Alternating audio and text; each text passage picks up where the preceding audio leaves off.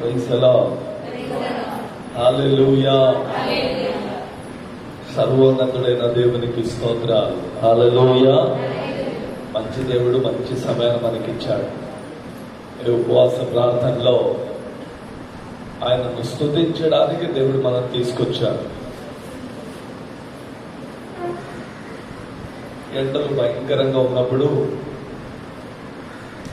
ఈ ఉపవాస ప్రార్థనలో ప్రభు మనల్ని నడిపిస్తూ ఉన్నాడు.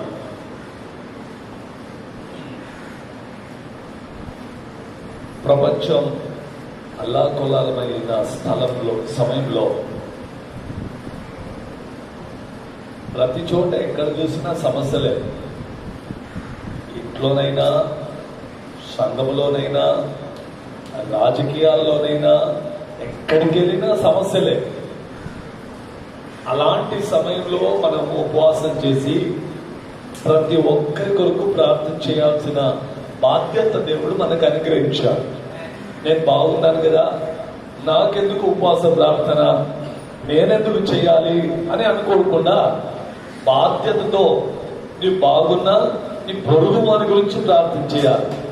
హల్లెలూయా. అందుకే ఈ ఉపవాస ప్రార్థన సంఘములో అందరూ క్షేమంగా ఉండాలి, సంఘ క్షేమాన్ని కోరి ప్రార్థన చేయాలి. అలా చేస్తూ ఉన్నందుకే దేవుడు ఒక్కొక్క మార్గాన్ని తెలుస్తూ సంఘాన్ని దీవిస్తూ సంఘాన్ని బలపరుస్తూ ఉన్నా. నా ఆశ ఏంటంటే అందరూ పరిశుద్ధాత్మను పొందుకోవాలి. మీ ఆశ ఏంటో నాకు తెలియదు, కానీ నా ఆశ మాత్రం ఒకటే, అందరూ ఆత్మ చేత అభిషేకించబడాలి. ఇది నేను అనుకున్నట్టు కాదు, కానీ యోవేలు గ్రంథములో రాయబడిన సంగతి. యోవేలు 2వ అధ్యాయంలో, అపోస్తల కార్యం 2వ అధ్యాయంలో అదే మాటలు తిరిగి మళ్ళీ రాశాడు. ఏంటంటే చివరి రోజుల్లో ప్రతి ఒక్కరిపై నా ఆత్మను నేను కుమ్మరిస్తా, ప్రతి ఒక్కరిపై నా ఆత్మను నేను కుమ్మరిస్తా. ప్రతి ఒక్కరు, మీ పిల్లలు ప్రవచిస్తారు, మీ యవనస్తులు ఏం చేస్తారు? యవనస్తులు మీ పిల్లలు ప్రవచిస్తారు, యవనస్తులు దర్శనాలు చూస్తారు, మీ వృద్ధులు కలలు వింటారు. హల్లెలూయా. ఇలా 3 డివిజన్ వాళ్ళు ఉండాలా సంఘములు. ఈ 3 రకాలైన కార్యాలు చేస్తున్న వాళ్ళు ఉండాలా ఒక సంఘములో. ఒక సంఘం బలపడాలంటే ఈ 3 రీతులుగా దేవుడు మాట్లాడాలి. ఎబ్రీయులకు రాసిన పత్రికలో 1వ అధ్యాయంలో 1వ వాక్యం ఏమంటుందంటే, ఆ రోజుల్లో దేవుడు ప్రవక్తల చేత మాట్లాడాడట. ఇంకా ఎవరితో మాట్లాడాడు? చదవండి. పూర్వకాలమందు నానా సమయంలో నానా విధములుగాను మన పితరుల ద్వారా ఆ పితరుల ద్వారా మాట్లాడిన దేవుడు ఈ దినములో పరిశుద్ధాత్మ దేవుడు మనతో మాట్లాడుతున్న సంగతి ఏంటంటే, ఈ చివరి రోజుల్లో ఆయన కుమారుని ద్వారా మనతో మాట్లాడుతూ ఉన్నాడు. ఆయన కుమారుని యొక్క శక్తి ద్వారా మనతో మాట్లాడుతూ ఉన్నాడు. అదే పరిశుద్ధాత్మ దేవుడు. ఆయన మన మధ్యలో ఉంటూ ఉన్నాడు. ఆయనే త్రికాలములో ఏకరీతిగా ఉన్న దేవుడు. Praise God. Praise the Lord. పరిశుద్ధాత్మ లేకుంటే అచ్చిన రంగం అంటారు. దాన్ని ఏమంటారు తెలుసా? ఒక వ్యక్తిలో ఆత్మ పోతే ఏముంటుంది చెప్పండి,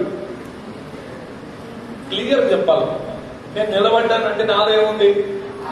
నేను నాలో నుంచి ఆత్మ వెళ్ళిపోతే ఏమవుతాను? నేను డెడ్ బాడీ. ఏమవుతాను? సంఘంలో పరిశుద్ధాత్మ ఉంటే ఆ సంఘం చెప్పాలి. సంఘంలో పరిశుద్ధాత్మ ఉంటే ఆ సంఘం బ్రతికిన సంఘం. ఒకవేళ ఆ సంఘంలో ఆత్మ లేకపోతే ఆ సంఘం, ఇప్పుడు మీరే చెప్పాలి, మీరు చచ్చినారా బ్రతికినారా? హల్లెలూయా.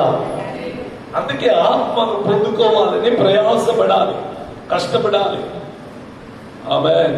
దేవుని ఆత్మ చేత నింపబడాలి, ఆత్మ ఆవేశంతో ఉండాలి.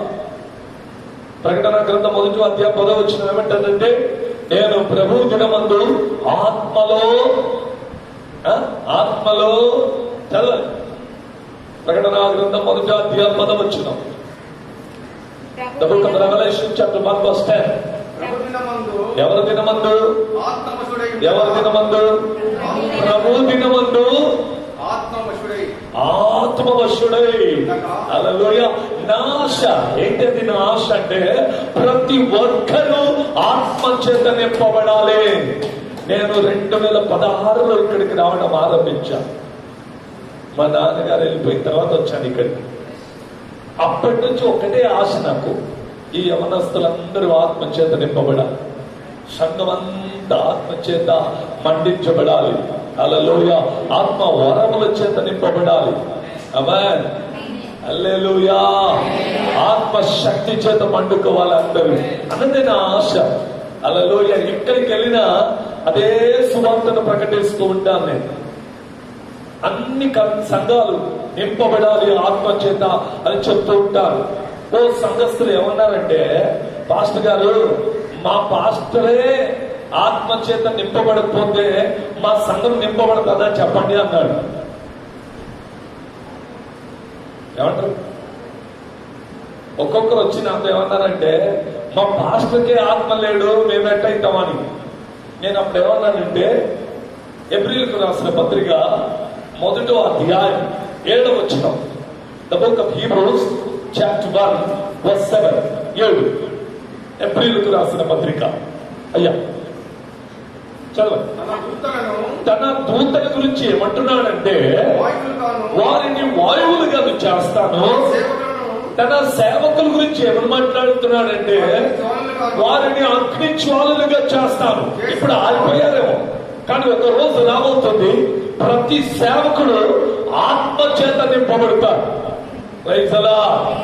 రోమన్ క్యాథలిక్ వాళ్ళు కూడా మొదట ఆత్మ అంటే వద్దు అనేవారు, కానీ ఇప్పుడు క్యాథలిక్ చర్చ్ లో కూడా పరిశుద్ధాత్మ చేత నింపబడి ఆరాధించడం ఆరంభించారు. ఎందుకంటే యేసయ్య రాకడ అతి త్వరలో ఉన్నది. యేసయ్య రాబోతున్నాడు. యేసయ్య వచ్చినప్పుడు ఎవరు ఎత్తబడతారు? నీవా నేనా? ఎవరు? ఆత్మ కాదు. ఇప్పుడు నేను చెప్తున్న టాపిక్ ఏంటో తెలుసా? యేసయ్య వచ్చినప్పుడు ఎత్తబడే వాళ్ళు ఎవరు? మందిరం ఎత్తబడుతుందా? సంఘం ఎత్తబడుతుందా? ఎవరు ఎత్తబడతారు? నేను ఒంటరిగా ఉంటే ఎత్తబడతానా? నేను సంఘంలో ఉంటే ఎత్తబడతానా? అందుకే సాతాను యొక్క టార్గెట్ ఎవరంటే సంఘాలు నాశనం చేయడం.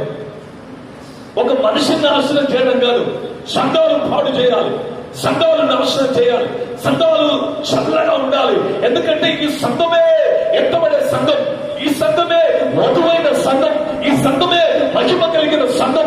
ఈ సంఘాన్ని నాశనం చేయాలా, ఇది వాటి టార్గెట్. అంటే మన టార్గెట్ ఏంటో తెలుసా? సంఘము ఆత్మ చేత నింపబడాలి, సంఘము వధువుగా మార్చబడాలి, సంఘము సిద్ధపడాలి, సంఘము మహిమ కలిగిన ఉండాలి, సంఘము యేసయ్య వచ్చినప్పుడు ఆ సంఘము ఎత్తబడాలి. ఇది మా టార్గెట్. హల్లెలూయా. వాడి టార్గెట్ వేరు, మా టార్గెట్ వేరు, ఇద్దరి టార్గెట్లు వేరు. అయితే వాడు సంఘాన్ని నాశనం చేయాలని చూస్తే మేము సంఘాన్ని పురికొల్పాలని చూస్తున్నాం, సంఘాన్ని బలపరచాలని చూస్తూ ఉన్నాం. ప్రతి ఒక్కరూ ఆత్మ ఆవేశంతో నింపుకోవాలని నా ప్రార్థన. ఎందుకంటే 1 రాజుల గ్రంథం 18వ అధ్యాయం 30వ వచనం, 18వ అధ్యాయం, 1 Kings chapter 18 verse 30. అందరూ చదవాలి. హిందీ, whatever language, ఏదైనా ఏ భాషలో దొరికినా చదవాలి. ఒకసారి చర్చికి తీసుకెళ్తాను, నేను మా చర్చికి తీసుకెళ్తాను. నేను మరాఠీ వాళ్ళలో సేవ చేస్తాను, తెలుగు వాళ్ళలో దేవుడు పిప్రిలో. నా చర్చ్ పిప్రిలో కాలేవాడి అనే స్థలంలో ఉంది. అక్కడ నేను ఇంకా రెఫరెన్స్ మాట్లాడక ముందే తమిళలో చదువుతాను, కన్నడ, తెలుగు, ఎంత అన్ని లాంగ్వేజ్ వాళ్ళు ఉన్నారు నా దగ్గర. ఇంకా నేను చెప్పముందే వాళ్ళకి తెలిసి ఏం చెప్తారని ఆ టాపిక్ లో వెళ్ళకముందే వాళ్ళు తీసేసి రెడీగా ఉంటారు. అంటే ఎస్ అనగానే అందరూ ఒకరు పోటీ పోతారు. ఆమె ఎందుకు తెలుసా? దావీదు అంటాడు, నా వేళకు యుద్ధాన్ని నేర్పించు కదా ప్రభువా. మనకి యుద్ధం ఏంటంటే ఇదే. నా బైబుల్ అంత నాకు తెలియదా, ఈ ఏళ్ళకు తెలుసు ఎక్కడుంది, ఎక్కడే ఉంది, కరెక్ట్ గా తీస్తే అక్కడే రావాలి. ఆ వేళకు యుద్ధం రావాలంటే ప్రతిరోజు బైబిల్ చదవాలి. ఆమె హల్లెలూయా. చదవ 18:30 మొదటి రాజులు 18వ అధ్యాయం 30వ వచనం. तब एलिया ने सब लोगों से कहा, అందరితో ఇలా అన్నాడు, मेरे निकट आओ। और सब लोग उसके निकट आए। तब उसने यहोवा की वेदी की जो गिराई गई थी मरम्मत की। Praise the Lord. తెలుగులో చదవండి 30. అప్పుడు దగ్గరకు రండి, ఏలియా వారిని అందరినీ చూసి నా దగ్గరికి రండి, జనులందరితో అక్కడ ఉన్న జనులందరితో ఏమంటున్నాడంటే నా దగ్గరికి రండి. ఇలా అక్కడక్కడక్కడక్కడ నిలబడి చూస్తూ ఉన్నా. ఉదయం నుంచి 850 మంది ఆ దేవతను ఆరాధిస్తున్న వాళ్ళు 850 మంది ఎవరిని ఆరాధిస్తున్నారు? దేవతను. వారు ఉదయం నుంచి పూజలు చేసి పురస్కారాలు చేసి తమ తామనే కోసుకొని వాళ్ళ దేవతను పిలిచిన ఏ దేవుడు రాలేదు, ఏ దేవత రాలేదు. అప్పుడు ఎలియా నిలబడి ఆ జనాలు చూసి అది అక్కడక్కడ నిలబడి ఏం చూస్తున్నారు, నా దగ్గరికి రండి అనిపించారు. అందరూ ఆయన దగ్గరికి వచ్చినప్పుడు ఏలియా ఏం చేశాడంటే పడిపోయిన బలిపీఠాన్ని తిరిగి కట్టడాన్ని ఆరంభించాడు. ఏ బలిపీఠం అండి? చదవాలి. ఏ బలిపీఠం? అతడు కింద పడద్రోయిన యెహోవా బలిపీఠమును, హల్లెలూయా, కింద పడద్రోయబడిన యెహోవా బలిపీఠం गिराई गई भी परमेश्वर की यहोवा की वेदी वेदी ఆటం. ఆ పడిపోయిన బలిపీఠాన్ని కట్టాలని ఆశ, పడిపోయిన జీవితాలు కట్టబడాలని ఆశ, కట్టబడేది పడగొట్టబడిన పట్టణాలు కట్టబడాలని దేవుని ఆశ, పడగొట్టబడిన సంఘాలు కట్టబడాలని దేవుని ఆశ. నిన్న రాత్రి మేము వాక్యం చెప్తున్నప్పుడు గుల్బర్గా నుంచి కొందరు వచ్చారు. వారు ఏమన్నారంటే మా ఊళ్ళో ఒకటే చర్చ్ ఉంది, అది కూడా మోయబడ్డది. ఒక్కటే ఉంది, దానికి తాళాలు వేశారు, ఎవరు రారు. ప్రైజ్ ది లార్డ్ చెప్పండి. హల్లెలూయా.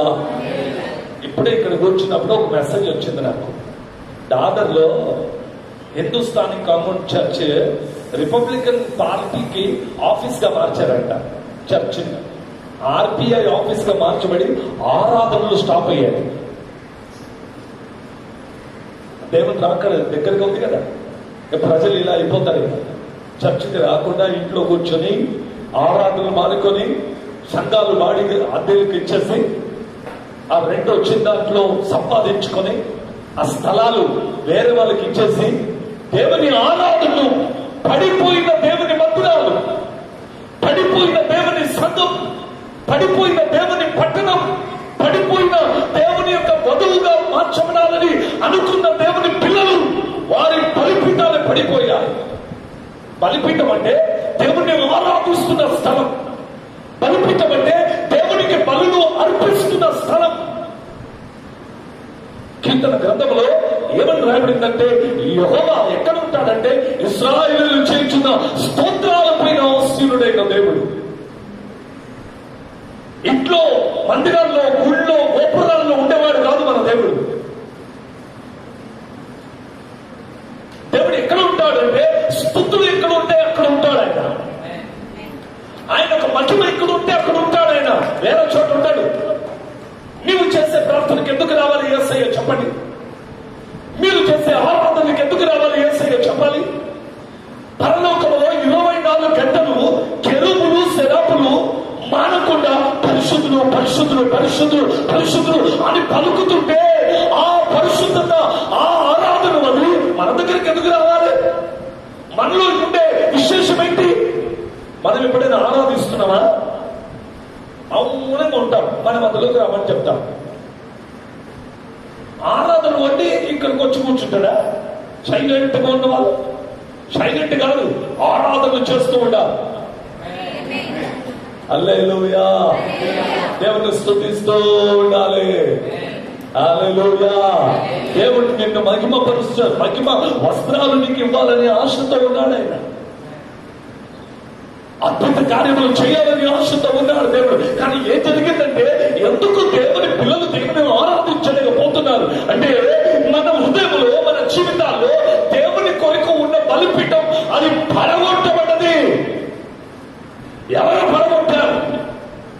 కొన్ని సంస్థలు పడగొట్టారు. కొందరు వాక్యాలు చెప్తున్న వారు పనికిరాని వాక్యాలు చెప్పి బలిపీఠాలను పడగొట్టారు. దేవుణ్ణి ఆరాధించకుండా ఉండాలని, దేవుణ్ణి స్తుతించకుండా ఉండాలని. ప్రతి సంఘంలో ఒక్కొక్క నియమాలు ఉంటాయి. ఆ డాక్టరీన్స్ అంటారు వాటితో సంఘాలు పాడైపోతున్నాయి, వాటితో విశ్వాసులు పాడైపోతున్నారు, వాటితో దేవుని బలిపీఠాలు పడగొట్టబడుతున్నాయి. స్తుతులు లేవు, అర్పణలు లేవు, దేవునికి బలులు అర్పించడం లేదు. ఆమేన్. ఏలియా అక్కడికి వచ్చాడండి. ఏలియా ప్రజలందరినీ చూశాడు. ఎవరు నచ్చిన ప్రజలు? 12 వంశస్థులు. ఎవరు వీళ్ళు? 12 వంశానికి చెందిన వాళ్ళు. బైబిల్ అంటది 12 వంశాలను వదిలి ఇంకా వంశస్థులు ఉన్నారండి అక్కడ. రోజు టైం ఉన్నప్పుడు చెప్తాను నేను మీకు. ఇంకా ఎన్ని వంశాలు ఉన్నాయో చెప్తాను బైబిల్లో. ఇంకా 12 వదిలి ఇంకా వంశాలు ఉన్నాయి, కానీ దేవుడు మాత్రం 12 వంశాలు మాత్రమే ఎన్నుకున్నాడు. అప్పుడు ఏలియా వారిని తన దగ్గరికి పిలిచి, నా యొద్దకు రండి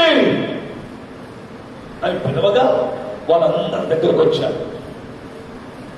ఈయనేం చేస్తాడు? ఇక పొద్దు నుంచి వీళ్ళందరూ ఇంత కోసుకొని ఇన్ని రకాలుగా చేశారు,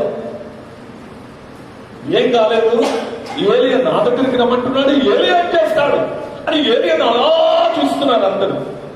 దాంట్లో అన్నిలో ఉన్నారు, దాంట్లో దేవుని పిల్లలు ఉన్నారు, ఆరాధిస్తున్న వారు ఉన్నారు, దేవునిపై విశ్వాసం కలిగిన వాళ్ళు కూడా ఉన్నారు. విశ్వాసులు ప్రార్థన చేస్తున్నారు. ప్రభువా, ఏలియా ప్రార్థన చేసినప్పుడు ఆయన సిగ్గుపడకుండా నువ్వు ఆశీర్వదించు అని అక్కడ ప్రార్థన చేస్తున్న వాళ్ళు ఉండొచ్చు. అదే హల్లెలూయా. ఇంకా కొందరు ఏం చేస్తాడు అనుకున్న వాళ్ళు కూడా ఉన్నారు. అయితే ఏలియా ఒంటరిగా నిలబడ్డాడు. ఏమంటాడు తెలుసా? నేను ఒంటరిగానే ఈర్ష్య కలిగిన వాడు యెహోవా కొరకు, నేను చనిపోయినా బ్రతికిన యెహోవా కొరకు చనిపోతాను. ఒక్కడే ఏలియా నిలబడ్డాడు. మీరు ఒక్కరు నిలబడితే ఈ కుర్ల మొత్తం అదిరిపోతుంది. ఒక్కడు చాలు దేవుడికి.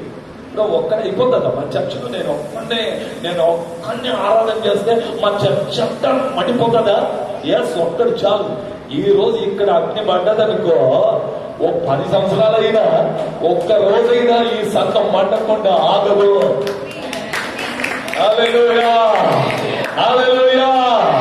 జాగృతి జ్వాల చల్నే దో, ज्वाला से ज्वाला सुलगने दो, जागृति ज्वाला चलने दो, ज्वाला से ज्वाला सुलगने दो. హల్లెలూయా. ఆ అగ్ని మనలో మండాలండి. ఆ అగ్నితో, ఆ ఆత్మతో, ఆ అభిషేకంతో, ఆ ఆవేశంతో ముందుకెళ్తే ఇక్కడ కూర్చోడానికి స్థలం చాలు. ఇక్కడ కూర్చోడానికి స్థలం చెప్పాలి, స్థలం చాలదు.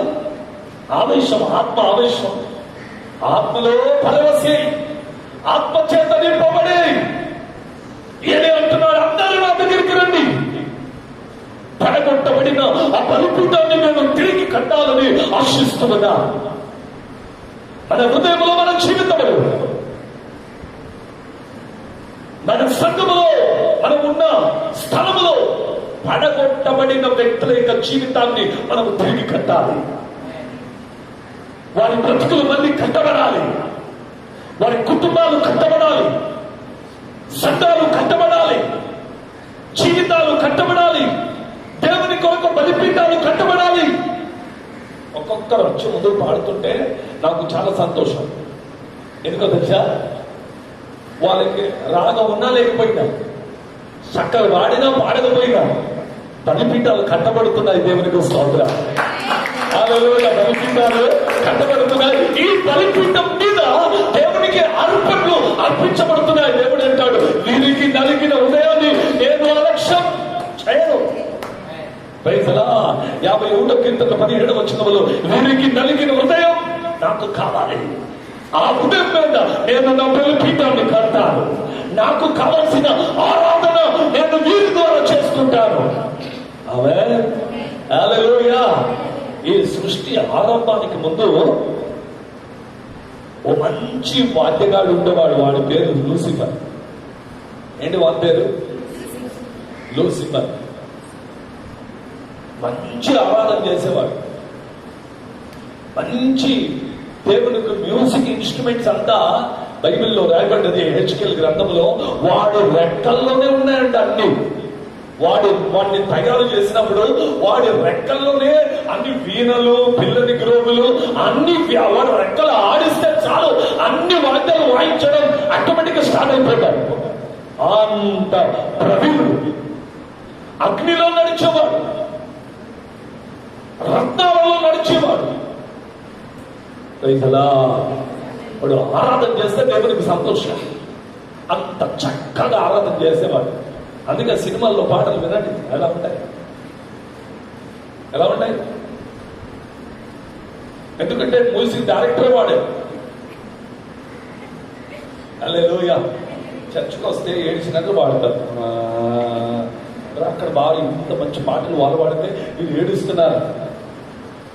రీజన్ ఏంటో తెలుసా? వాడి దేవుడికి విరోధంగా ఆరాధన చేయడం వారికి తెలుసు. దేవుడు వాడిని పడగొట్టి భూలోకానికి పడగొట్టాడు. పై నుంచి కిందికి తోసేశాడు. భూమి బాగా చేశాడు దేవుడు భూమిని. కానీ ప్రకటన ఆదికాండ 1వ అధ్యాయంలో భూమి నిరాకారముగాను శూన్యముగాను ఉండను అని రాబడుతుంది. ఎందుకు? దేవుడు భూమిని నిరాకారంగా తయారు చేశాడా? దేవుడు భూమిని శూన్యంగా తయారు చేశాడా? కాదు. యెషయా గ్రంథంలో అంటాడు భూమిని చక్కగా తయారు చేశాడు. కానీ అది నిరాకారంగా ఎందుకు మారింది అంటే వాడిని పైనుంచి పట్టుకొని కిందికి పడేస్తే భూమి ఆకారం లేకుండా మారిపోయింది. మంచి ఆకారంగానే ఉంది మొదట, కానీ వాడిని పడేసినందుకే ఆకారం అంతా చెల్లా చెరువైపోయింది. ఒకడైనా పడింది. ఎంతమంది పడ్డారు? 1/3. 1/3 75%. ఓ రూపాయిలో 75% వాడి పక్షంలో ఉంటే 25% దేవుని పక్షానికి వచ్చారంట. పరలోకంలో దేవుడు నిలబడి దూతలు నా సైడ్ ఉన్న వాళ్ళు అందరూ రమ్మంటే 25% ఉన్నారు. ఆ దేవదూతలు దేవుని దగ్గరకు వచ్చి 75% దేవదూతలు వాళ్ళ దగ్గరికి వెళ్ళిపోయాడు. అంటే వాడు పాడేటాడు. దాంట్లో అంత ప్రవీణుడు అందరినీ తన వశంలో తీసుకున్నాడు. ఇంతమంది నా దగ్గర ఉంటే దేవుడు నన్ను వేరు చేస్తాడా అని గర్వంతో ఉన్నప్పుడు దేవుడు చూడలేదు. ఒకరి పోతున్నా ఇద్దరు పోతున్నా చూడలేదు. 75% అందరిని పట్టి యెహూదా పుస్తకంలో మొదట ఒకటే అధ్యాయం ఉంది. యూదా పుస్తకం ఒకటే అధ్యాయం ఉంది. అక్కడ రాయబడి అందరిని కట్టేసి కటిక చీకట్లో పడివేస్తాడు. న్యాయదినం వరకు వారందరూ కటిక చీకటిలో ఉంటారు అని బైబిల్ గ్రంథం చెప్తుంది. ఆమె చెప్పాలందరూ హల్లెలూయా. ఈ 36 కోట్ల దేవి దేవతలు ఉన్నారు కదా, వాళ్ళు ఎవరో తెలుసా? వాళ్ళంతా వీళ్ళే అడదులబడ్డారు. ఈ మనుషులు దేవుళ్ళు అయితే వాళ్ళకి శక్తి కాదు. అంత అంత అంత బలం లేదు వాళ్ళు. కానీ వీళ్ళైతే బాగా బలంగా వాళ్ళకి వీళ్ళకు దర్శనాలు ఇచ్చి ఓ ఇది చేయడం అది చేయడం చేస్తున్నారు కదా. ఇవన్నీ ఎక్కడి నుంచి వచ్చాయంటే వీళ్ళకు మొదటి నుంచి దేవుడు మహిమతో తయారు చేశారు. వీళ్ళు అన్ని అధికారాలు ఉన్నాయి కదా. అందుకే వాళ్ళ భూలోకంలో అక్కడ ఇక్కడ తిరుగుతూ ఇలా ఈ పనులు చేసి ప్రజలను తమ వశంలో చేసుకుంటున్నారు. మనమేం చేస్తున్నావు తెలుసా? పడగొట్టబడిన బలిపీఠాన్ని మరలా కడుతూ ఉన్నా. Praise Lord. ఈ ఉపవాస ప్రార్థనలో ఏంటి పని అంటే పడగొట్టబడిన బలిపీఠాలు తిరిగి యెహోవా దేవుని కొరకు, యేసయ్య కొరకు, పరిశుద్ధాత్మ దేవుని కొరకు తిరిగి ఆ బలిపీఠాలు కట్టబడాలి. దేవుని పిల్లలారా చాలా కష్టం, చాలా కష్టం. హల్లెలూయా. గట్టిగా చెప్పాలి హల్లెలూయా. నేను తమిళనాడులో ఉన్నాను లాస్ట్ వీక్లో, చెన్నైలో. అక్కడ తమిళను చూస్తుంటే ఓ మెథడిస్ట్ చర్చ్ పిలిచారు.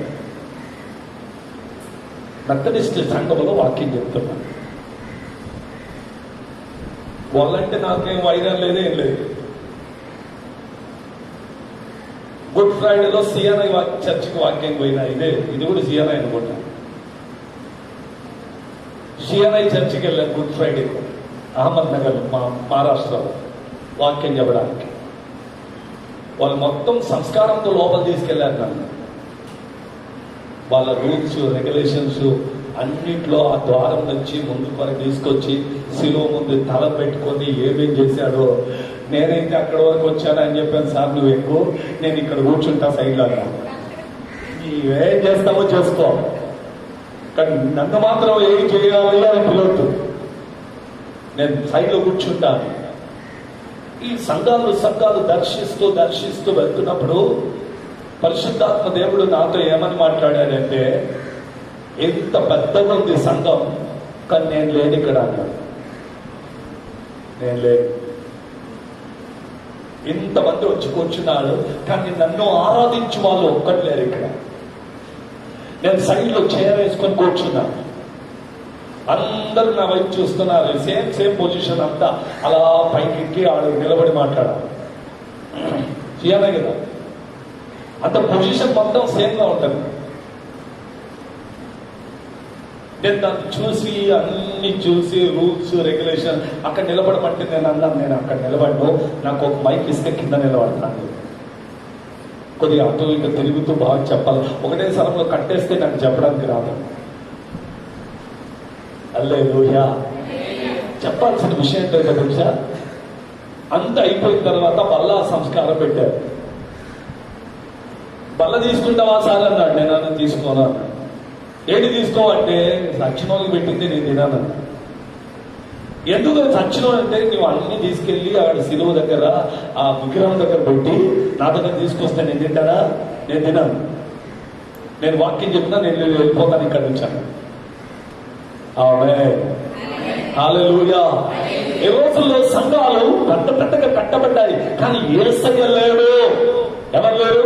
యేసయ్య లేడు. పరిశుద్ధాత్మ దేవుడు లేకపోతే ఆ సంఘం ఏం చెప్పాను మొదటే, ఆత్మ చేత నింపబడకపోతే ఆ సంఘం, నాలో ఆత్మ లేకపోతే నేను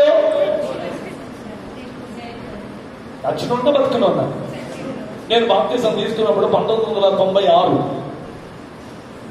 బాప్తిసం తీసుకుని రెనహాన్ బాంకే గారు మహారాష్ట్ర పూనాకు వచ్చారు. The great man of God. ఆయన వాక్యం చెప్తున్నప్పుడు ఆకాశం నుంచి చుక్క వర్షం కూడా కింద పడలేదు. ఆ గ్రౌండ్ కి సరౌండింగ్ నీళ్లు వాడుతున్నాయి. వర్షం, బహువర్షం.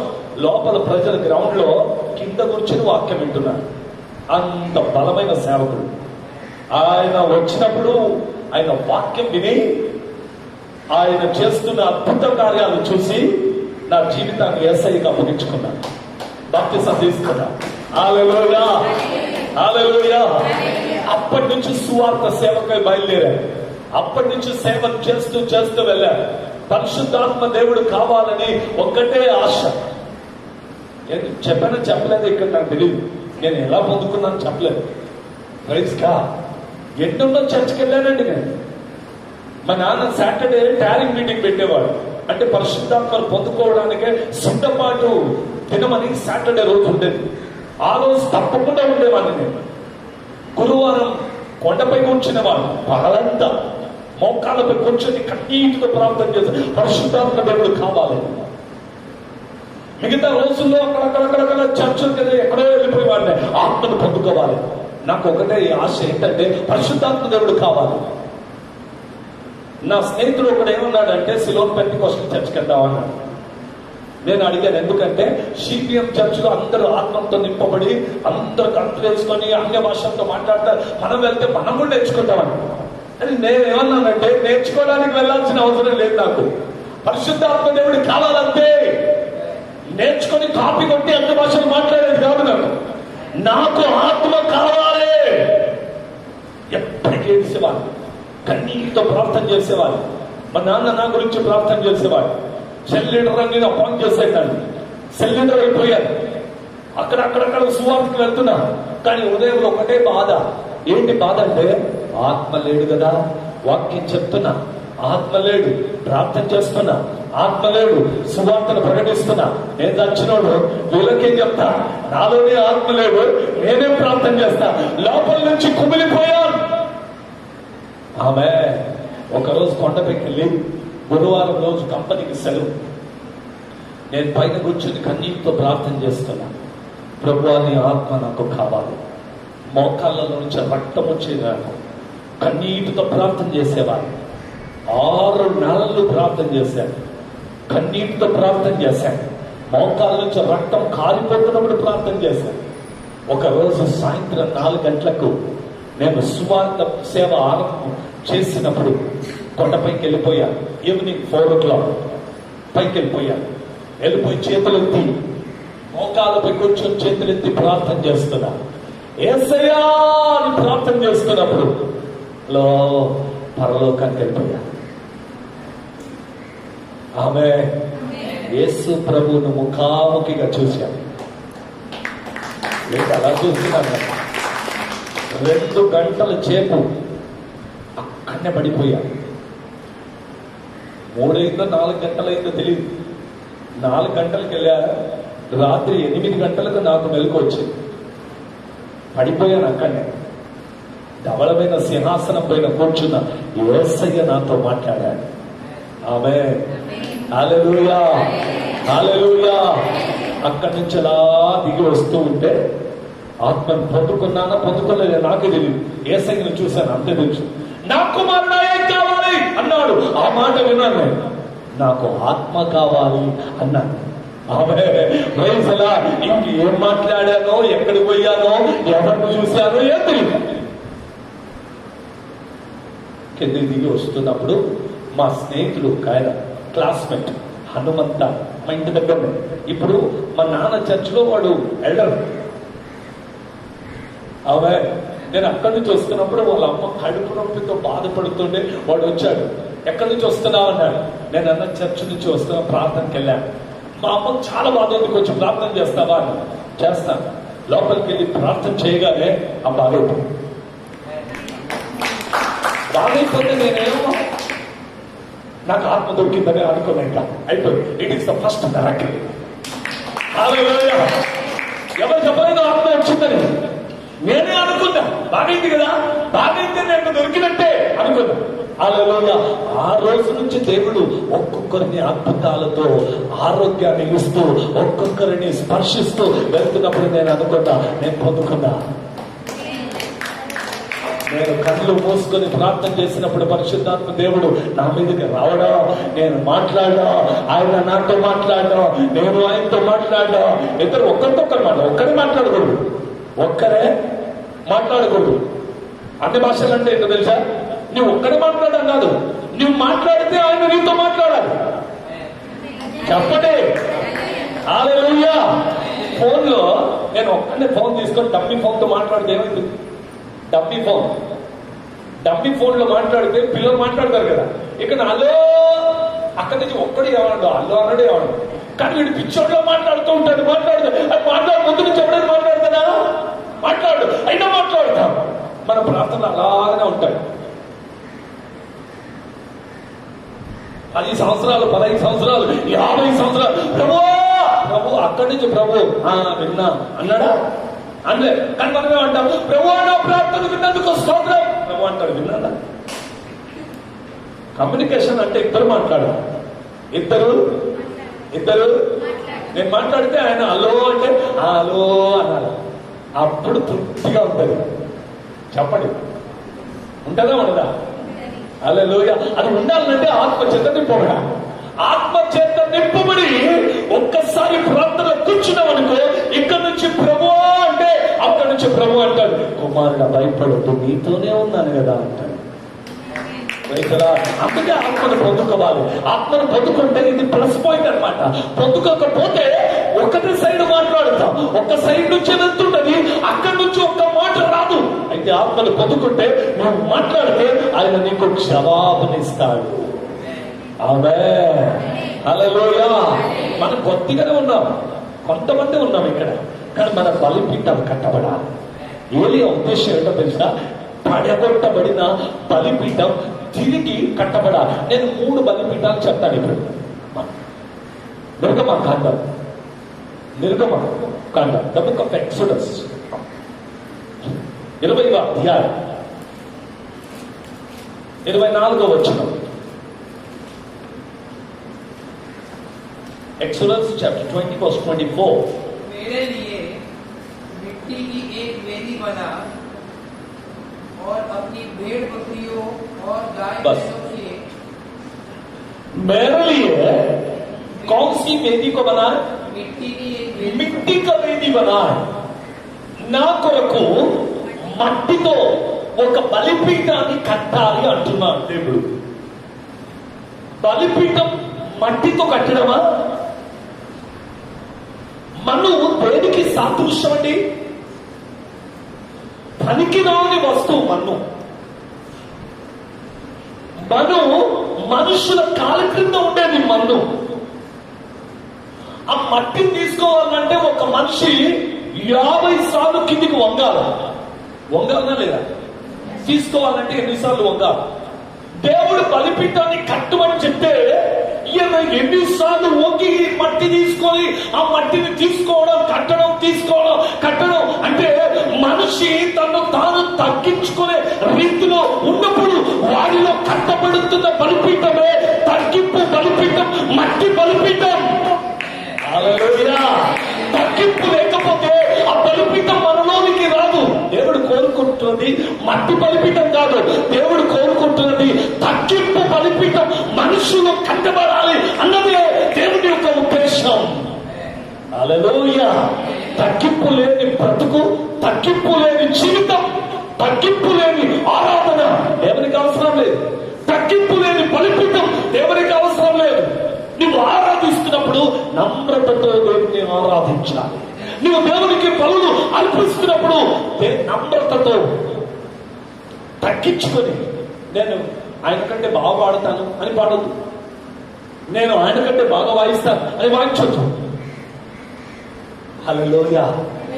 రైతులా తగ్గించుకునే జీవితం కావాలి. ఇద్దరు ప్రార్థన చేశారు కదా మందిరంలో. ఎవరెవరు? ఒకడు శుద్ధరి, ఇంకొకడు పరిశీలి. అవునా? పరిశీలి ఎలా ప్రార్థన చేశాడు? ప్రభువా నేను విడువలే కాదు అన్నాడు. అయితే శుద్ధరి ఏమని ప్రార్థన చేశాడు?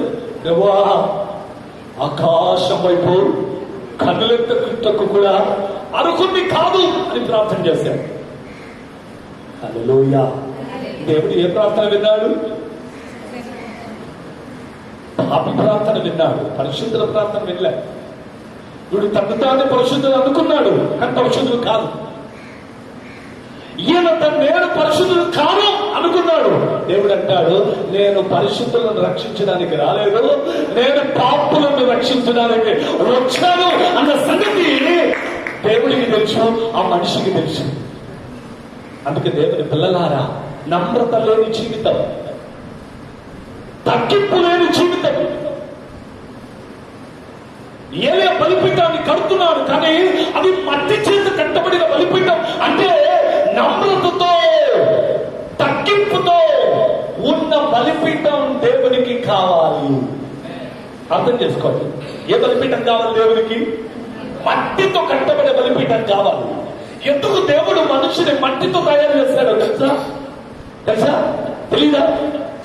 చెప్తాను. లూసిఫర్ మహిమ చేత తయారు చేయబడ్డాడు. లూసిఫర్ మహిమ చేత తయారు చేయబడి దేవుడిని ఆరాధిస్తున్నప్పుడు గర్వం వాడిలోనికి రాగానే వాడిని తీసి పడేసి మట్టిని తీసుకొని మట్టిలో నుంచి మనిషిని తయారు చేశారు. వాడిలో గర్వం ఉండేది, వీళ్ళలో ఉండకూడదు అని. కానీ జరిగిందంటో తెలుసా? మట్టికి కూడా గర్వం వచ్చింది. మట్టికి కూడా చెప్పండి, మట్టికి కూడా మట్టికి కూడా గర్వం వచ్చిపోయింది. మన్నది అలా మన్ను. కానీ ఏమనుకుంటానంటే, ఇంకా నేను బ్రతుకుతాను, చాలా రోజులు బ్రతుకుతా, ఇంకా చాలా రోజులు ఉంటారా? అయినా ఆ గర్వం, కొద్దిగా విద్య ఉన్నా గర్వం, మంచిగా బాగా ఏదో డబ్బులున్నా గర్వం, మంచి ఇల్లుంటే గర్వం, మంచి పేరుంటే గర్వం, ఉప్పొక్కిపోతాడు మనిషి. కానీ మట్టి బలిపీఠం అంటే ఏంటో తెలుసా? ఎన్ని ఉన్నా యేసు దగ్గర లేనుగా ఉండాలి, శూన్యులుగా ఉండాలి. అది దేవునికి కావలసిన బలిపీఠం. అలాంటి ఉండాలని దేవుడు కోరుకుంటున్నాడు ఈ సంఘములో ఈ రోజు. ఆమేన్, హల్లెలూయా. शून्य से लेकर तूने मुझे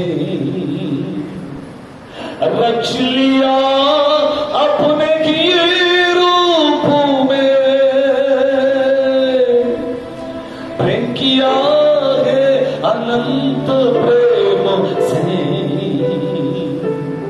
दिया पुत्र मेरे मुक्ति के लिए, अनोखा प्यार है तेरा, करूंगा स्तुति तेरी मैं सर्वदा,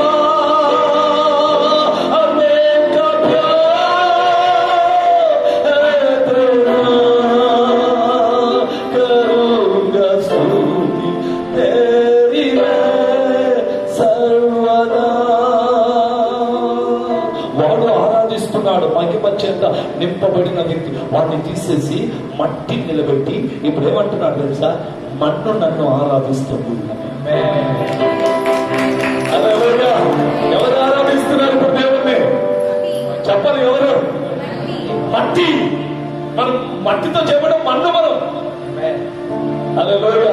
చిలికట మన్నైన నా వంక చల్లగా చూడు మయ్యా,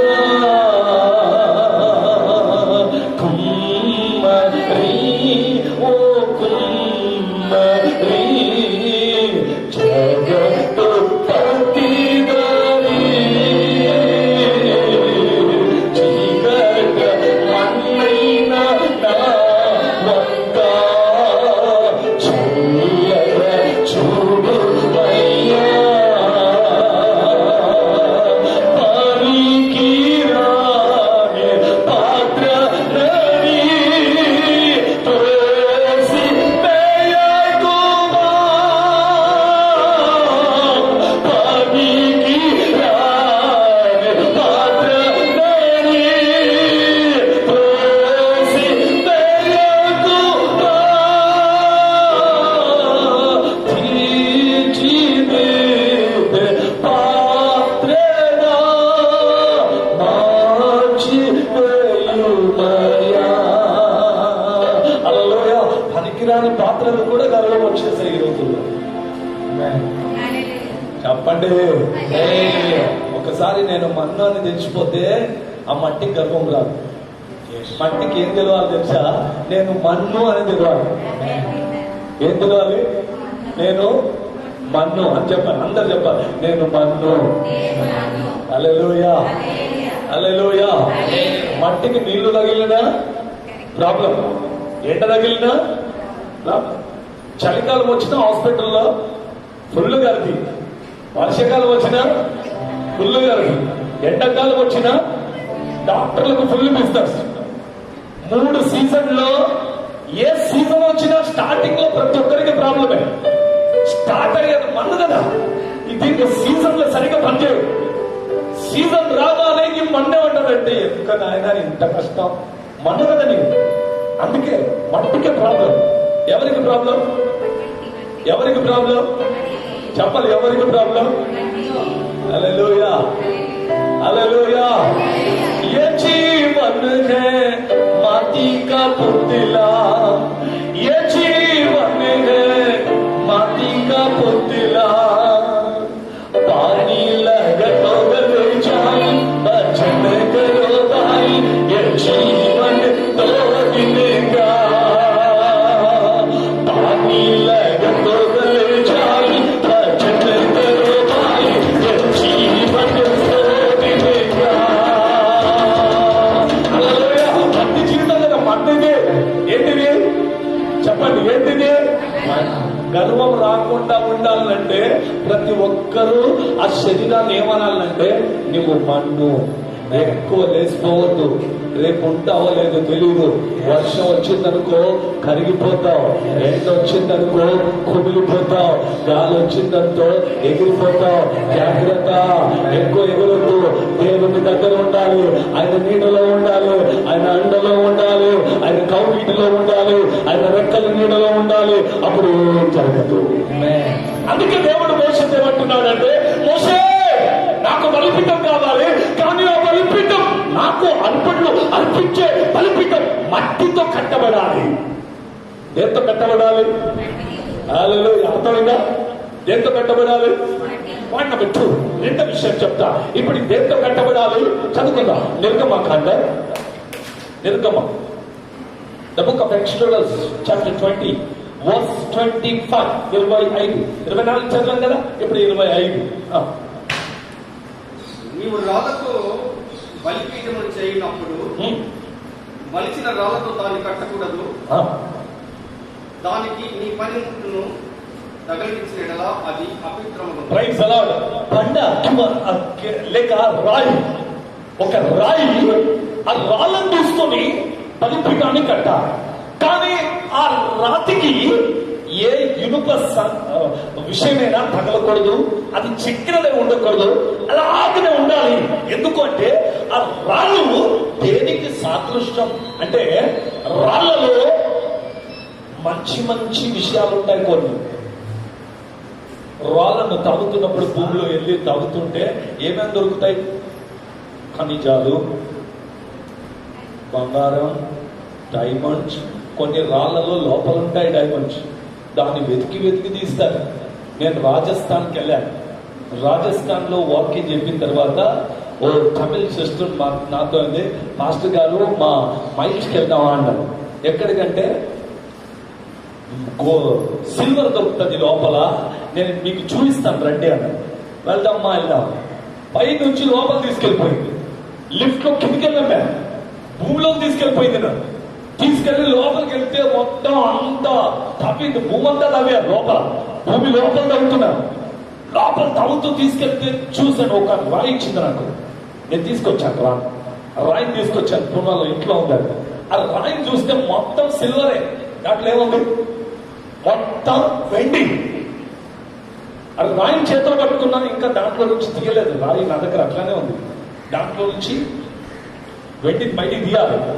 నేను తీయలేదు, తీసుకొచ్చి ఇంట్లో పెట్టాను. అట్లే మైల్స్కి వెళ్ళాక వాకింగ్ చెప్పడానికి అందుకు తీసుకొచ్చాను. అలా అది అలా చూస్తున్నప్పుడు నేను ఆ రాయిని చేతిలో పట్టుకున్నా. ఆ రాతిని చూస్తే రాతి లోపల ఏముంది? వెండి ఉంది. అప్పుడు అనుకున్నా, ఈ రాతిలో బంగారం కూడా ఉంటుందేమో. బంగారం యొక్క మైల్స్ కూడా ఇలానే ఉంటాయి లోపల. అన్ని లోపల రాళ్లలో అమర్చాడు. అలలోయ ఘనతకు కావలసిన విషయాలు. అందుకే బైబిల్ ఏమంటున్నా, నీవు పరిశుద్ధుడుగా ఉండాలి. రాతి దేనికి సాదృశ్యం అంటే పరిశుద్ధతకు సాదృశ్యం. అందుకే 1 కొరింథీ 10వ అధ్యాయంలో 4వ వచనంలో ఏమంటారంటే, ఆ బండ, ఆ రాయి క్రీస్తే. ఎవరు ఆ బండ? క్రీస్తు. ఆయన పరిశుద్ధుడై ఉంటున్నట్లు నీవు కూడా పరిశుద్ధులుగా ఉండాలి. రెండో విషయాన్ని చెప్తాను. ఒకరోజు దానియేలు ఇలా చూస్తూ ఉన్నాడు. 2వ అధ్యాయంలో దానియేలు గ్రంథం, ఇంటికి వచ్చాను. దానియేలు ఇలా చూస్తూ ఉంటే ఒక దర్శనాన్ని చూశాడు దానియేలు. ఏంటి దర్శనం అంటే, ఓ పెద్ద విగ్రహం నిలబడ్డది. ఆ విగ్రహానికి తల బంగారంతో ఉంది. తల దేంతో ఉంది? బంగారం. దాని చెస్ట్ ఎలా ఉంది? ఏదా అంత మొత్తం సిల్వర్, వెండితో. దాని కడుపు మధ్య భాగం ఎలా ఉంది? ఇత్తడితో ఉంది.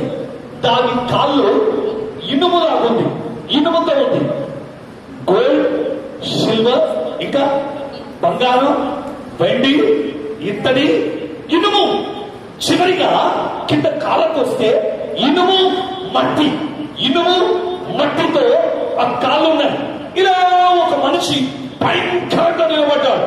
దానియేలు దాన్ని చూసి, ఇదేంటి ఇలా ఉన్నాడు, ఇంత భయంకరంగా ఉందేంటి అని అలా చూస్తుంటే కాసేపట్లో ఆకాశం నుంచి, పరలోకముల నుంచి ఎవడు తీయనిది, ఎవడు ముట్టనిది ఓ పెద్ద రాయి, శిలా రాజ్యం అంటే రాయబడింది బైబిల్లో. ఆ పెద్ద రాయి అక్కడి నుంచి వచ్చి ఆ విగ్రహం యొక్క కాళ్ళ మీద పడి ఆ విగ్రహాన్ని తుట్టనీయలుగా చేసింది. చదివిపోయింది, మొత్తం ముక్కలు ముక్కలైపోయింది. ఈ బండెవరు? ఈ రాయి ఎవరు? ఎక్కడి నుంచి వచ్చిందంటే పరలోకంలో నుంచి దిగి వచ్చింది. ఎక్కడి నుంచి వచ్చింది? పరలోకంలో నుంచి దిగి వచ్చింది. ఎవరు దాన్ని చేయలేదు. అది శిలారాజ్యం. ఎప్పుడంటే 1000 సంవత్సరాలు కాదు, అనంతంగా ఉండే రాజ్యం, ఎప్పుడు మారని రాజ్యం, యేసయ్య రాజ్యం. అందుకే ఆ రాజ్యానికి పేరు శిలారాజ్యం. ఎక్కడి నుంచి వచ్చిందంటే పరలోకంలో నుంచి వచ్చింది. ఆ రాయి ఎవరంటే యేసు ప్రభువే. ఆమేన్, హల్లెలూయా. అందుకే అంటాడు, నువ్వు రాతిని తీసుకొని నా కొరకు ఏం చేయాలి? రాళ్లతో నా కొరకు బలిపీఠాన్ని కట్టాలి. ఇంతవరకు మట్టితో కట్టావు కదా, ఇప్పుడు రాతితో కట్టాలి. అంటే పరిశుద్ధతో దేవుణ్ణి ఆరాధించాలి.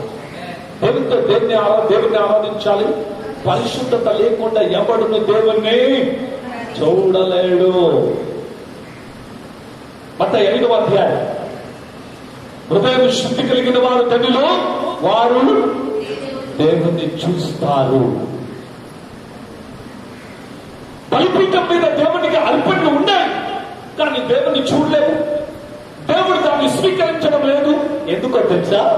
కారణం ఒకటే, పరిశుద్ధత లేకుండా బలిపీఠం మీద ఉన్నది దేవుడు స్వీకరించడు. ఆమేన్. ఉదాహరణ ఉండుకుంటా, ఒక చిన్న ఉదాహరణ చెప్తా. ఏంటంటే కయీను, హాబెలు ఇద్దరు వెళ్ళారు. ఇద్దరు దేవునికి అర్పణలు ఇస్తున్నారు. ఇద్దరు బాగానే ఉన్నారు కదా, తీసుకొని వచ్చాడు. వాడు తన అర్పణలు తెచ్చాడు, ఈయన తన అర్పణలు తీసుకొచ్చాడు. కయీను పెద్దవాడు, హాబెలు చిన్నవాడు. ఇద్దరు అర్పణలు తీసుకొచ్చి దేవుని కొరకు అర్పణలు ఇస్తూ ఉన్నప్పుడు బలిపీఠం ఒకటే, బలిపీఠం ఒకటే, బలిపీఠం మారలేదండి. కానీ ఇచ్చు పద్ధతి మారింది, స్థితి మారింది. హాబెలు పరిశుద్ధ హృదయంతో తీసుకొచ్చాడు దేవుని సన్నిధికి. కయీను ఇంతేనా ఇవ్వడం దేవునికి, కొద్దిగా ఇస్తే పోతారు కదా అని కొంచెం కొంచెం తీసుకొచ్చాడు.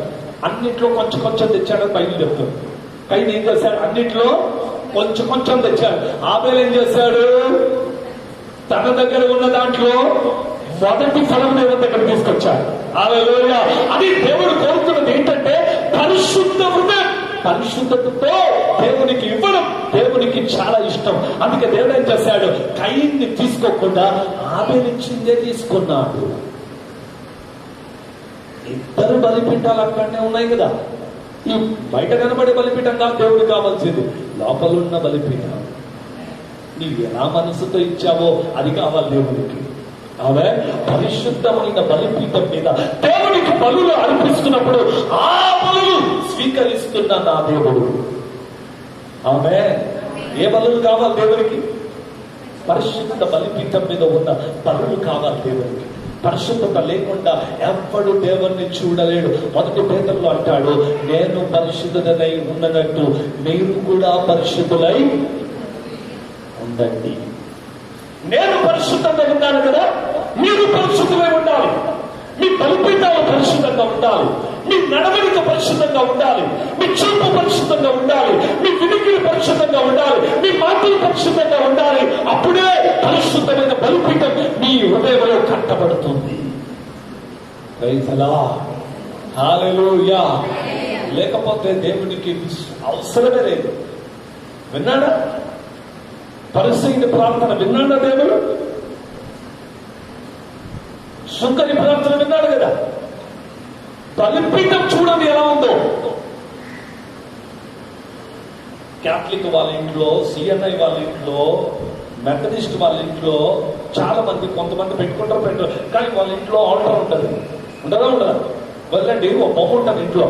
బొమ్మ ఉంటుంది, సిలువ ఉంటుంది, కొవ్వొత్తులు పెడతారు, అవన్నీ పెడతారు కదా. ఆ స్టాండ్ పేరు ఏంటో తెలుసా? ఆల్టర్. ఆల్టర్ అంటే బలిపీఠం. బైబిల్లో బలిపీఠం. తెలుగులో ఎవరు అంటారు?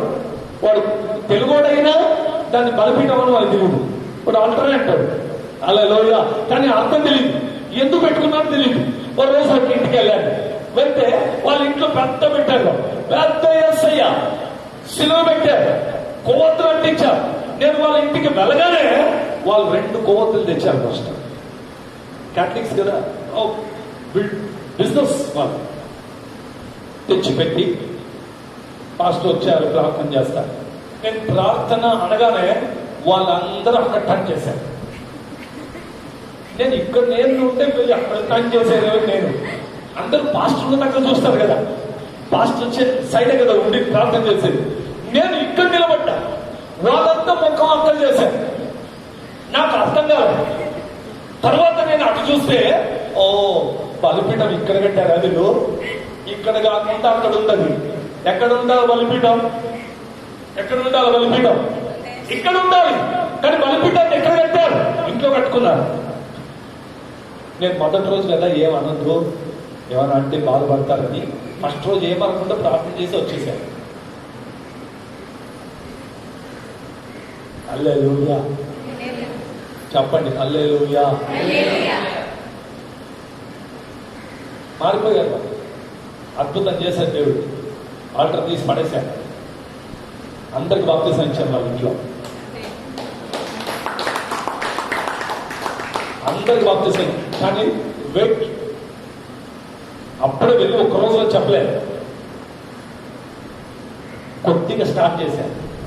రండి చర్చికి రండి, వచ్చారు. అది తీయమని చెప్పలేదు. తీయమని చెప్తే వాళ్ళు రాదు, నాకు తెలిసి వాళ్ళు రాదు. తీయమని చెప్పకూడదు. మొదట అక్కడ ఉన్నది కాదు ఇక్కడ ఉన్నది తీసేయాలి.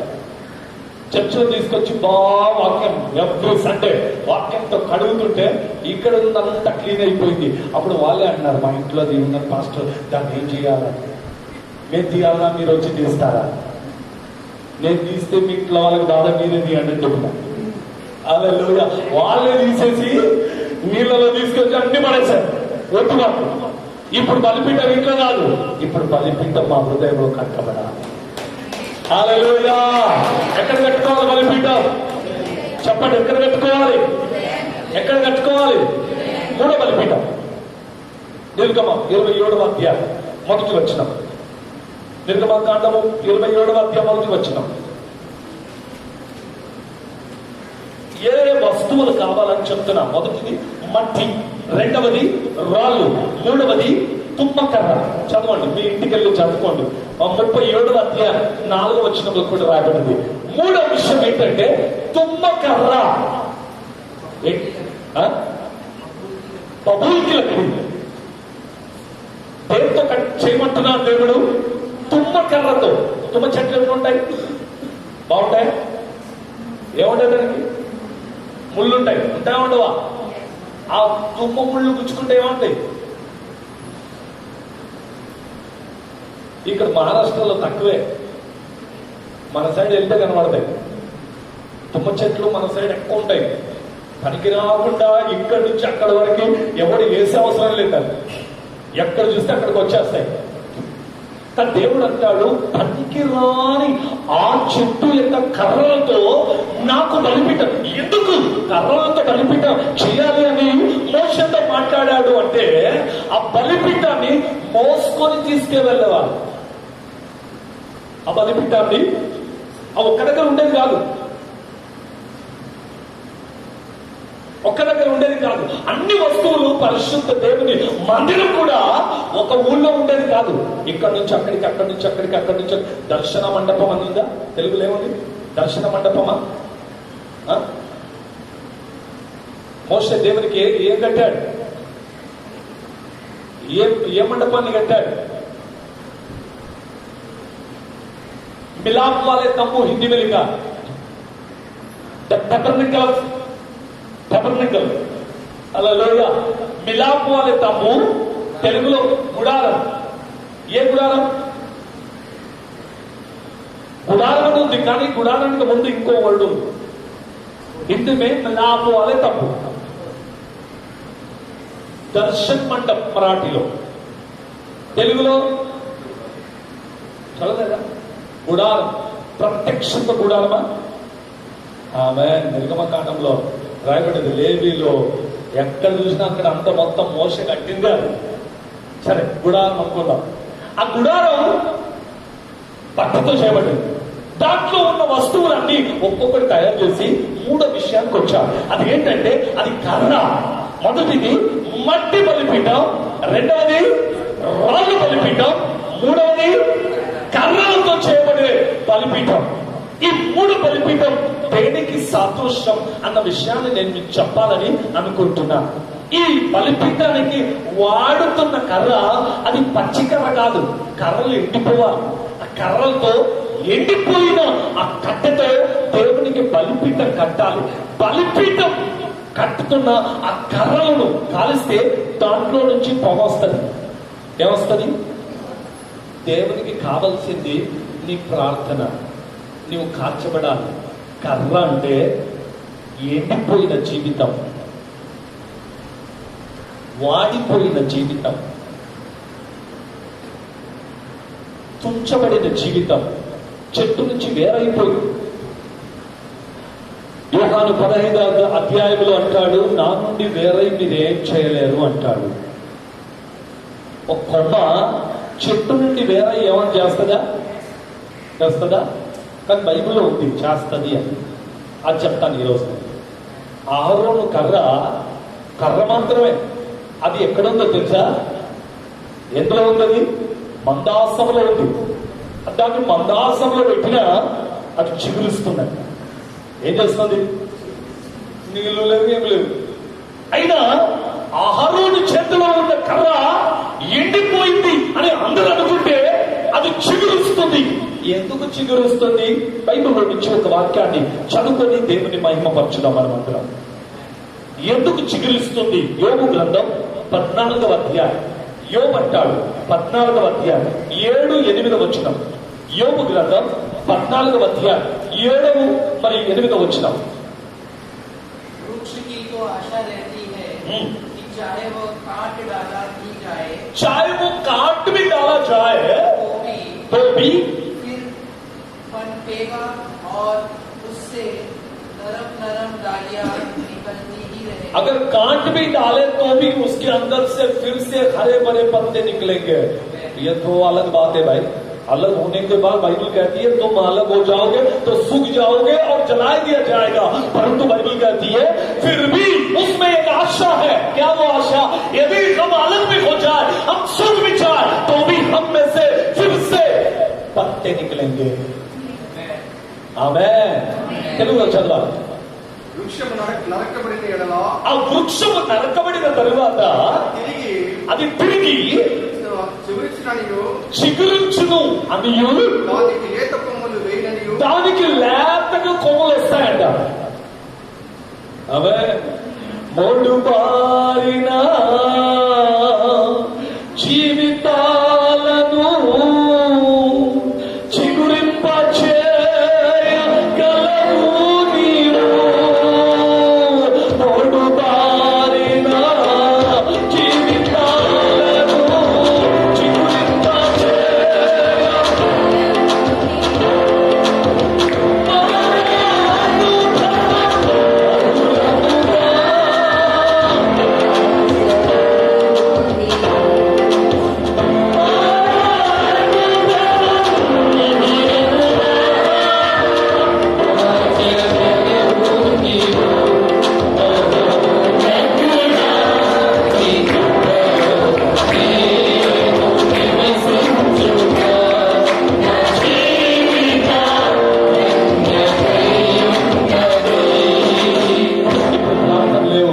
చాలా రోజులు అయింది నేను ప్రార్థన సరిగ్గా చేయడం లేదు, నేను బైబిల్ చదవడం లేదు, నేను ఎండిపోయాను.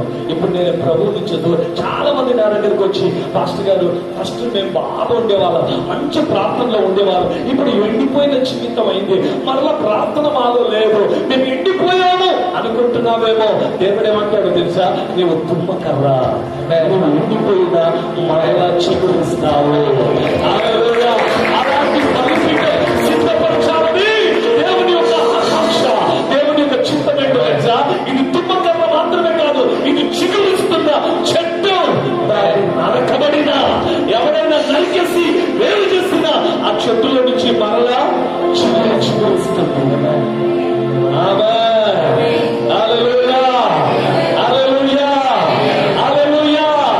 ఎండిపోయినా లోపల నుంచి పొగలు బయటకు వస్తాయి. ఏంటంటే తెలుసా? ప్రార్థనా జీవితం. నన్ను కాల్చాడనుకో నాలో నుంచి వచ్చేది ప్రార్థన. నేను కుమిలిపోయాననుకో వస్తున్నది ప్రార్థన. హల్లెలూయా. మంచిగా ఉన్నోడు ప్రార్థన చేయమంటే ఏదో పొలిటికల్ ప్రార్థన చేస్తాడు. పొలిటికల్ ప్రార్థన అంటే నామినల్ ప్రేయర్. ప్రభువా థ్యాంక్ యూ లార్డ్ అదే ఒక బాధతో ఉన్నోడిని ప్రార్థన చేయమని చెప్తే వాడి ప్రార్థన చూడాలి.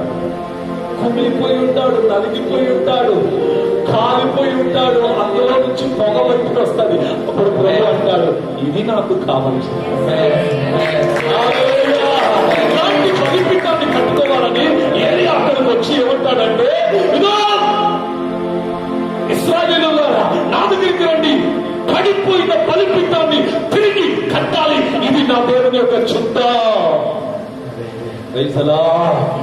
తిరిగి కట్టాలని దేవుని చిత్తం, తిరిగి కట్టాలని దేవుని చిత్తం. ఆమోసు గ్రంథం 3వ అధ్యాయం, ఆమోసు గ్రంథం 3వ అధ్యాయం.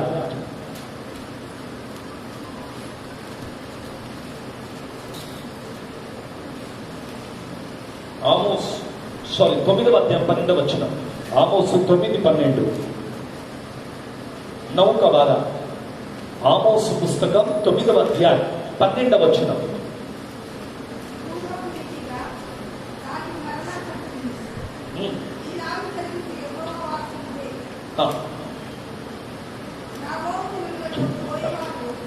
రాబో దినమందు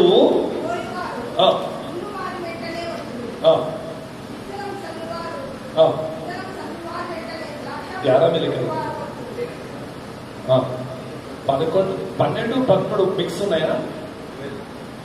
ఊర పొరిగించగా దాన్ని మరలా కట్టుదును, ఈలాగు జరిగింది యెహోవా ఇదే. 11 చదవండి. పడిపోయిన దావీదు యొక్క గుడారాన్ని తిరిగి ఆ గుణమున కడతాను. ఫస్ట్ ఏమన్నాడు? పడిపోయిన బలిపీఠాన్ని కడతాను అన్నాడు కదా. ఇప్పుడు ఏమంటున్నాడంటే పడిపోయిన దావీదు గుడారాన్ని తిరిగి, చెప్పండి, తిరిగి. దావీదు గుడారానికి వచ్చారనుకో మీరు అందరూ సౌలు వల్ల మారిపోతారు. సౌలు వచ్చిన పని ఒకటి, చేసిన పని ఒకటి. హల్లెలూయా. దావీదు గుడారంలో ఏముందో తెలుసా? అందరూ ఆరాధిస్తున్న వాళ్ళు, అందరూ దేవుని స్తుతిస్తున్న వాళ్ళు. చివరి రోజుల్లో దేవుడు ఏం చేస్తాడంటే పడిపోయిన దావీదు గుడారాన్ని మళ్ళీ కడతాడు. ఒకటి మనం చూసాం ఏంటంటే దేవుడు ఏమంటున్నాడు, నేను పడిపోయిన బలిపీఠాన్ని కడతాను. నంబర్ 2 దేవుడు ఏమన్నాడంటే నేను పడిపోయిన దావీదు గుడారాన్ని చెప్పాలి, చెప్పండి అంటే మళ్ళీ నిలబడతాడు. ఒకటి, బలులు అర్పించడానికై బలిపీఠం కావాలి, ఆరాధన చేయడానికై దావీదు గుడారం కావాలి. అందరు బాగా ఆరాధన చేస్తే ఇక్కడ పడిపోయిన దావీదు గుడారం మళ్ళీ కట్టబడతాడు. అందరూ ఆరాధన చేసే వాళ్ళు వెళ్ళిపోతారు, అందరు దావీదు పట్టణానికి వచ్చినట్లుంటది. ఆమె పైన ఉన్నప్పుడు చెప్తాను, నేను దావీదు గుడారాన్ని తిరిగి కట్టాలి అంటే అర్థం ఏంటో. హల్లెలూయా. దేవుడు నాకు చెప్పినప్పుడు చెప్తాను. ఈరోజు బలిపీఠం గురించి చెప్పాను. నెహెమ్యా గ్రంథం 3వ అధ్యాయం 1వ వచనం. ద బుక్ ఆఫ్ నెహెమ్యా 3వ అధ్యాయం 1వ వచనం. నెహెమ్యా 3వ అధ్యాయం 1వ వచనం. కట్టి చదవాలి ఎవరైనా. నెహెమ్యా उस हत्यारी नगरी पर वह तो छल और लूट के धन से भरी हुई है, लूट कम नहीं होती है. తెలుగులో నెహెమ్యా 3:1. ప్రధాన యాజకుడైన ఎల్యాషీబును అతని సహోదరులైన యాజకులను లేచి గొర్రెల గుమ్మమును కట్టి ప్రతిష్ఠించి తలుపులు నిలిపి హమ్మేయ గోపురం వరకును అనన్యేలు గోపురం వరకును. దీని అర్థం ఏంటో తెలుసా? పడిపోయిన పట్టణాన్ని కట్టడం అని అక్కడ రాయబడ్డది. దేన్ని కడుతున్నాడు? మొదటిది పడిపోయిన బలిపీఠం, రెండవది పడిపోయిన దావీదు యొక్క గుడారం, మూడవది పడిపోయిన పట్టణముని దేవుడు కడుతున్నాడు, నాలుగవది జకరియా గ్రంథం 4వ అధ్యాయం జకరియా గ్రంథం 4వ అధ్యాయం 6వ వచనం. జకరియా 4:6. ना तो बल से न शक्ति से पर मेरे आत्मा के द्वारा ये होगा. क्या होगा? वर्स 9. 9.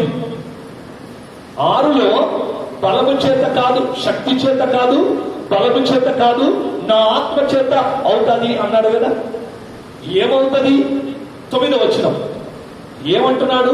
జెరుబాబెల్ ने 4:9. जेरुब्बाबेल ने अपने हाथों से इस भवन की नींव डाली है. హల్లెలూయా. ఏమంటున్నారంటే పడిపోయిన మందిరాలు కట్టబడాలి ఇప్పుడు. आमेन.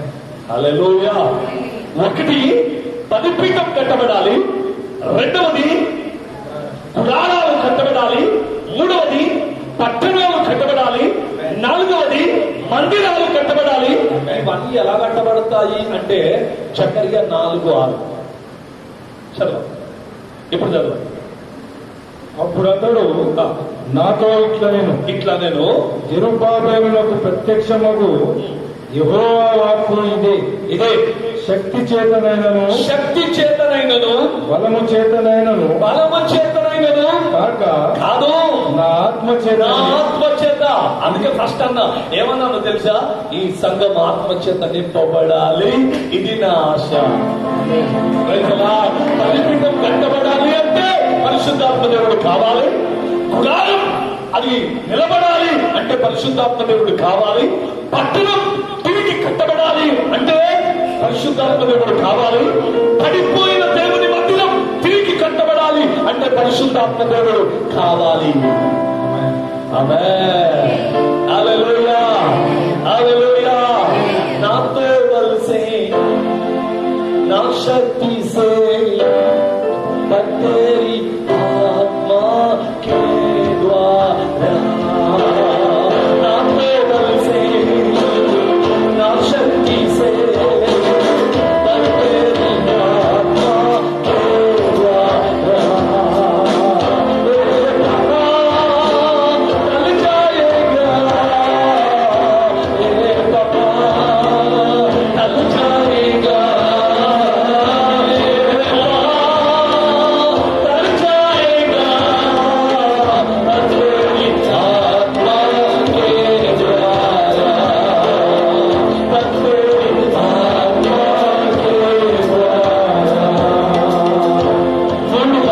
నేర్చుకుందాం.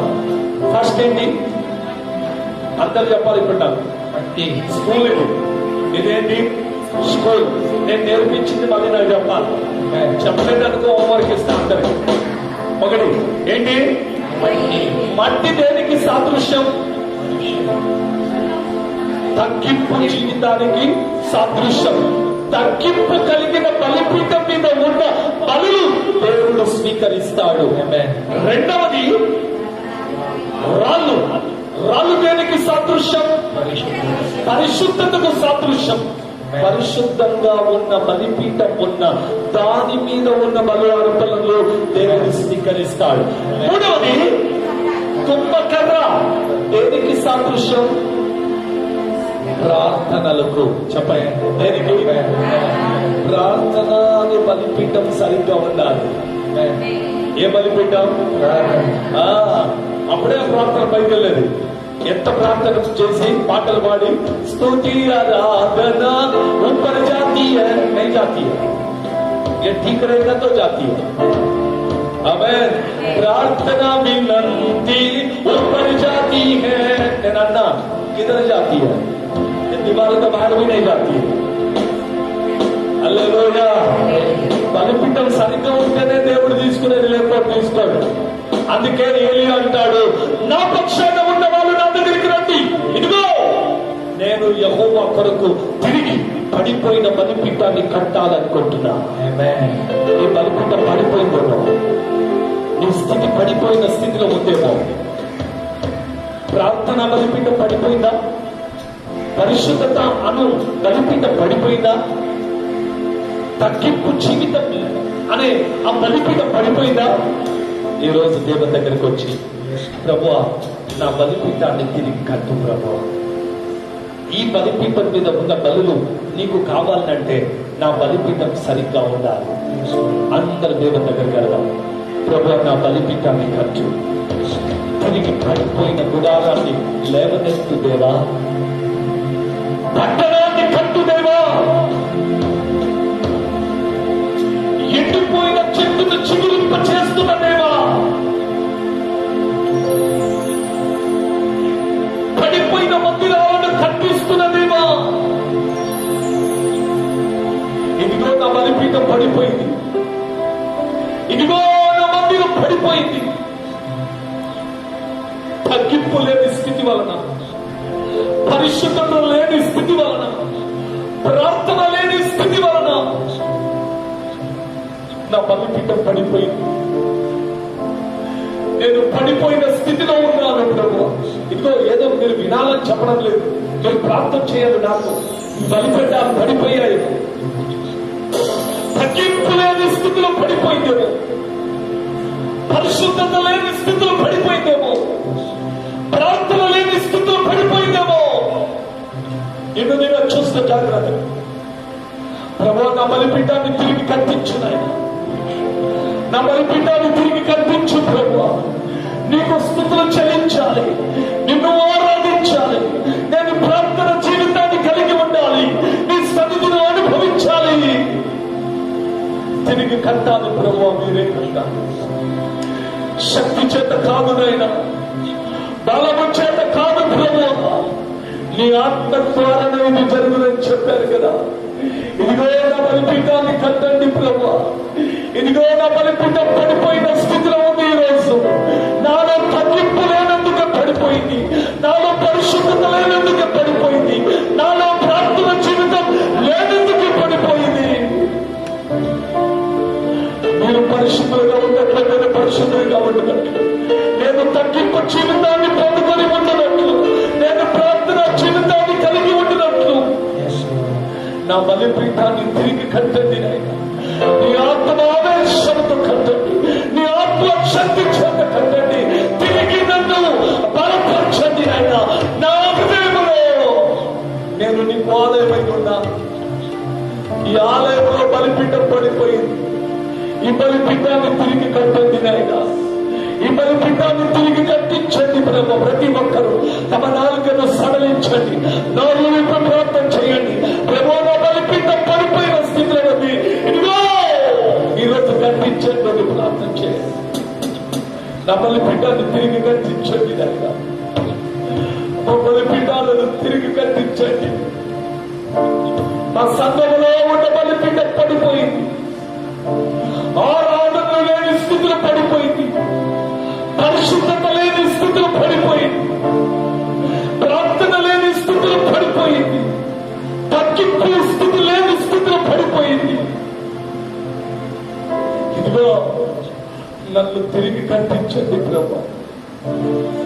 మరలా నన్ను కట్టించండి నాయన. మరలా నన్ను నిలబెట్టండి ప్రభు. మరలా నన్ను నిలబెట్టండి పరిశుద్ధాత్మదేవా. నన్ను పరిశుద్ధపరచుకయే నీ సంకల్పము కదా. నన్ను నిలబెట్టు ప్రభు, నన్ను నిలబెట్టు ప్రభు. వాడిపోయిన జీవితాన్ని చిగురింప చేస్తున్న దేవా, ఇదిగో ఎండిపోయిన మా జీవితాలను, ఆరిపోయిన మా బ్రతుకులను మరల వెలిగించండి, మరలా చిగురింప చేయండి ప్రభు. కట్టండి.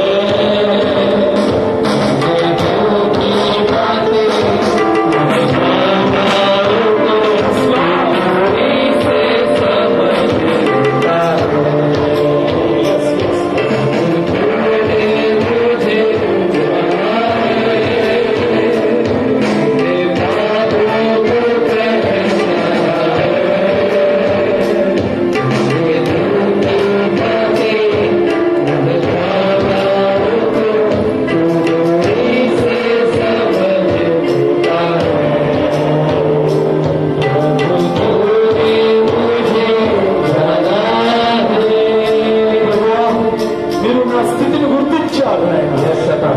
నా బలిపీఠం పడిపోయిందని మీకు తెలుసు ప్రభువా. మీరు చూచారు, మీరు నాతో మాట్లాడారు, మీరు చూశారు, మీరు మాతో మాట్లాడారు. అందరూ తమ చేతులు పైకెత్తి, యేసయ్యా నువ్వు నన్ను చూచావు ప్రభు, నీ కను దృష్టి నాపై పడ్డది నాయన. నా బలిపీఠము విరిగిపోయిన స్థితిలో, పడిపోయిన స్థితిలో ఉన్నప్పుడు మీరు దాన్ని గమనించి మాతో మాట్లాడి ఈ బలిపీఠాన్ని తిరిగి కట్టాలని నీ ఆత్మ శక్తి ఇది సాధ్యమని మాతో మాట్లాడినందుకు నీకు స్తోత్రాలు. మమ్మలను తిరిగి ఒకసారి పురుకొల్పినందుకు నీకు స్తోత్రాలు. ఓసారి మా పరిస్థితులు మాకు తెలిపినందుకు నీకు స్తోత్రాలు.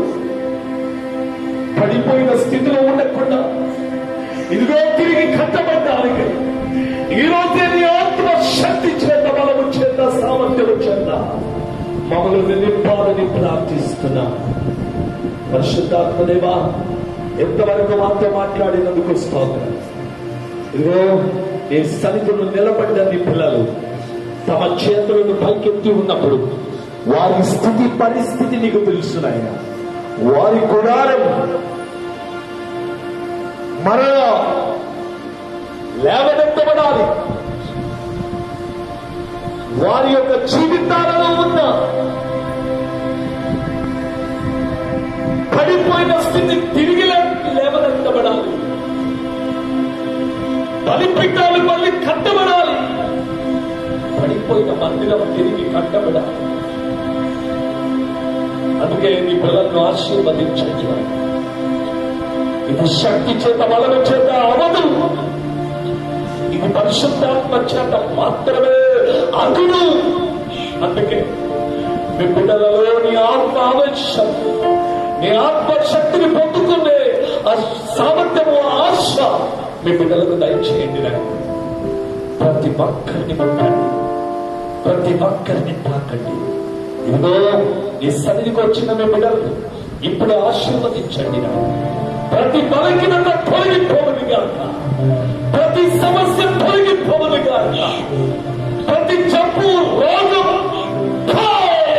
నామమందు ఇప్పుడే మీ బిడ్డలను ముట్టండి ఆయన. ఇప్పుడు మీ బిడ్డలను ఆశీర్వదించండి ఆయన.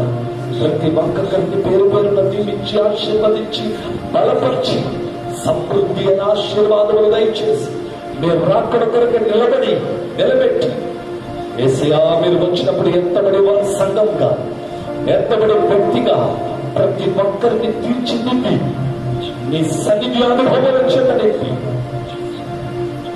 నీ మహిమా వస్త్రములు ధరింపచేసి మీ వధువుగా మార్చమని యేసయ్య పరిశుద్ధ నామములో వేడుకుంటున్నాను తండ్రి. ఆమేన్, ఆమేన్.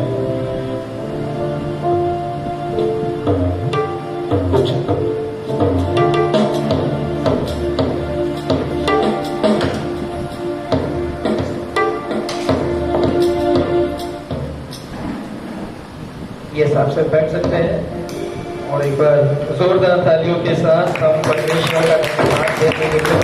प्रभु ने बातें किया अपने दास के जरिए, और जो वेदी के बारे में प्रभु के दास ने जो वो सिखाया है, उस विषय में हमको निरंतर प्रभु से कनेक्ट रहते हुए उससे प्रार्थना में लगे रहना है। और इतना वचन सुनाने के लिए भी हम पास्टर जी का धन्यवाद करते हैं, और आप लोग सब लोग आए इसलिए आपका भी धन्यवाद करते हैं। 5 महीने हो चुके हैं और सिर्फ 7 महीने बाकी हैं। तो जो भी जितने भी लोग 5 महीने तक आए हैं, प्रभु आप सबको आशीषित करें। ऐसे ही प्रभु में बने रहिए उपवास के साथ। अभी तो महीने में एक बार चल रहा है, लेकिन आप पर्सनल प्रेयर्स में वीकली वंस आप कर सकते हो। प्रभु में रहिए, और जैसे पास्टर जी ने बोला, पवित्र आत्मा को अपनी जिंदगी में स्वागत कीजिए, तो प्रभु आपकी जिंदगी में बहुतायत से काम करेगा। तो प्रभु को ही सारी महिमा मिले। इसी रीति से हम आगे बढ़ते जाएंगे प्रभु के कामों में, प्रभु की अगुवाई करते हुए पवित्र आत्मा की अगुवाई में हम आगे बढ़ते रहेंगे। और अभी पास्टर जी से मैं रिक्वेस्ट करूंगा कि आशीष दे और उसके बाद सबके लिए स्नैक्स रेडी किया गया है, आप सब वो लेके सबको खड़े हो जाए. మన తండ్రి అయిన దేవుని యొక్క ప్రేమయు మన రక్షకుడైన యేసుక్రీస్తు వారి యొక్క కృపయు సమాధానము పరిశుద్ధాత్మ దేవుని యొక్క అన్యోన్యమైన సహవాసం కూడిన మనకు భక్తులందరికీ ఇప్పుడు ఎల్లప్పుడూ తోడయ్యుండును గాక. ఆమేన్. థాంక్యూ.